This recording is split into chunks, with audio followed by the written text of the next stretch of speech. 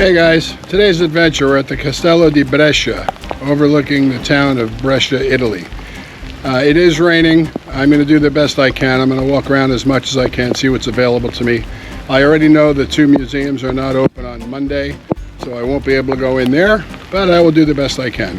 Hope you enjoyed the video. If you do, please like and subscribe to our channel.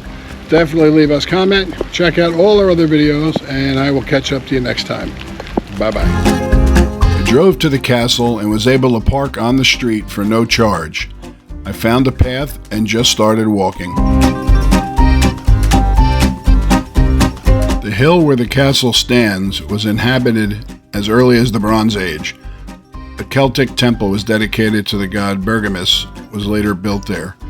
When the Romans took control in the 1st century BC AD, they incorporated the hill into the city walls, built a large temple complex on the site. Even today, parts of the Roman foundation still exist beneath the castle.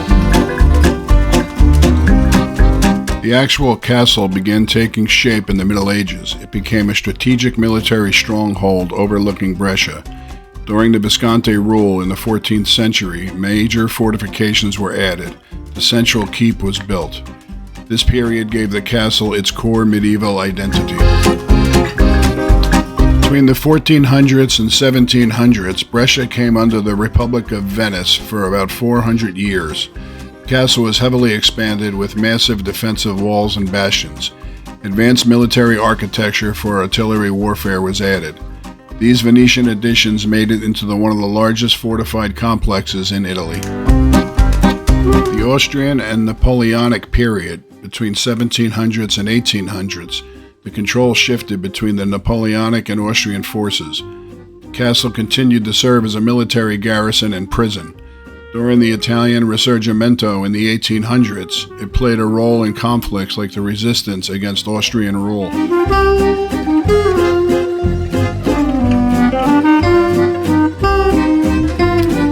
By the late 19th, early 20th century, the castle lost its military role. It was transformed into a public space and cultural site. Today it includes parks, walking paths, the Museo dell'Armi, the Arms Museum, and the Museum of the Risorgimento, and panoramic viewpoints over the city of Brescia.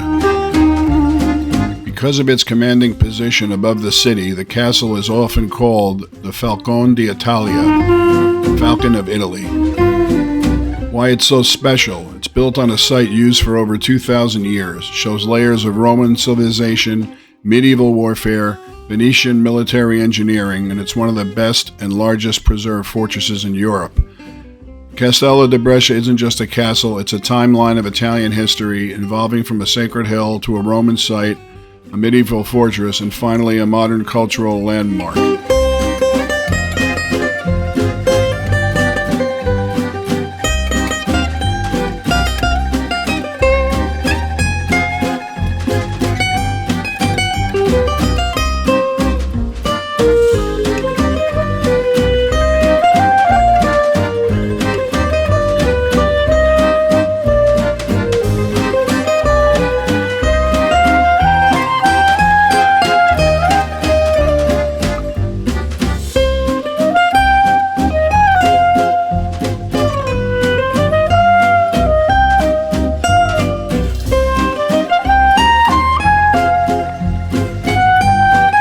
It's too bad it was a rainy day with all this cloud cover and fog. Otherwise, the view would be even more spectacular than it is now.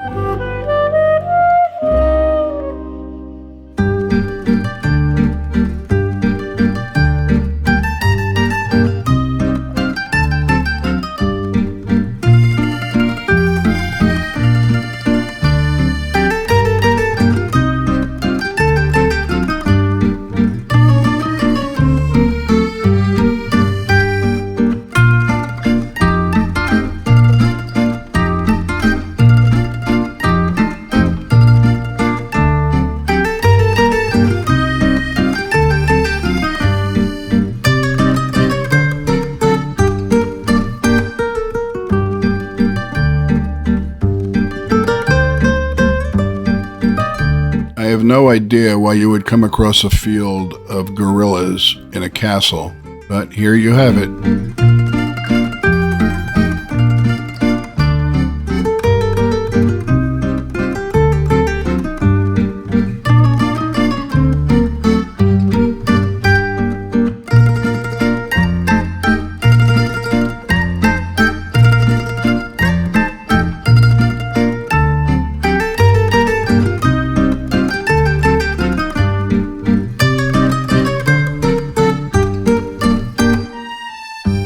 As I kept wandering, going around the castle and getting higher and higher, you come to all sorts of different vantage points, so you can see the town and the surrounding hills around the town as you go.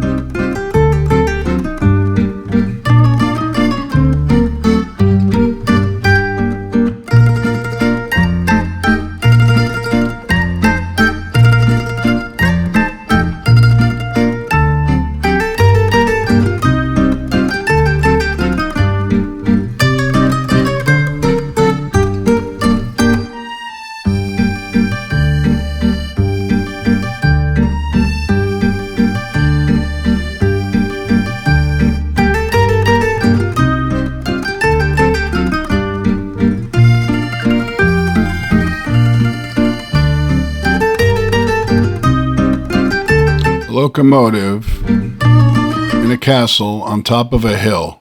Very interesting.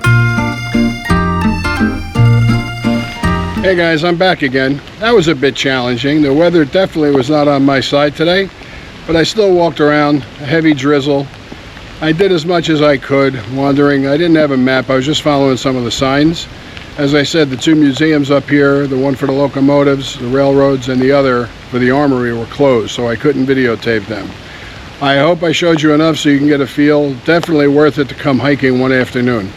I hope you enjoyed the video. If you did, please like and subscribe to our channel. Definitely leave us a comment. Check out all our other videos, and I will catch up to you next time. Ciao.